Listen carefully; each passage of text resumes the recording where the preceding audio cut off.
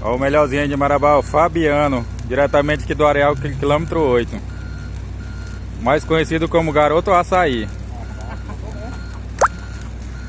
Aí.